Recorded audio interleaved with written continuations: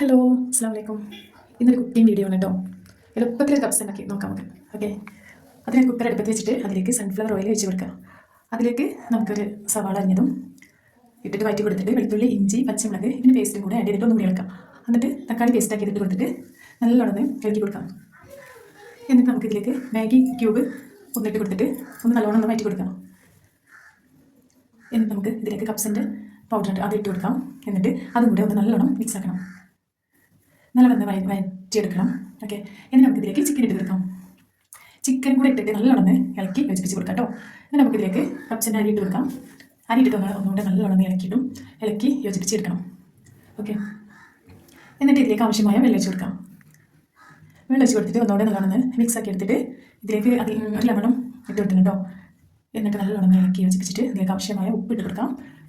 എന്നിട്ട് നമുക്ക് കുക്കർ അടിച്ച് വെക്കാം. ഒരു വിസിൽ വരെ വെയിറ്റ് ചെയ്തിട്ട് നമുക്ക് ആ ഒരു വിസിൽ ഗ്യാസ് ഓഫ് ആക്കിയിട്ട് കുറച്ച് നേരം ആ ഒരു ആവിയിൽ വെക്കണം കേട്ടോ. പിന്നെ തുറക്കുമ്പോഴല്ലോ അടിപൊളി ഒരു കപ്സ റെഡിയായി. ഇത് പെട്ടെന്ന് ഉണ്ടാക്കാൻ കഴിയും കേട്ടോ, സിമ്പിളാണ്. പിന്നെ അതിലേക്ക് ഞാനൊരു മയണൈസും ഉണ്ടാക്കിയെടുത്തു കേട്ടോ. പിന്നെ ഞാനത് പാനടുപ്പത്ത് വെച്ചിട്ട് ഇതിലേക്ക് ചിക്കൻ ഫ്രൈ ആക്കി എടുക്കുന്നുണ്ട്. അതുപോലെ ചിക്കൻ്റെ മസാല പുരട്ടുന്ന വീഡിയോ എടുത്തിട്ടില്ല കേട്ടോ.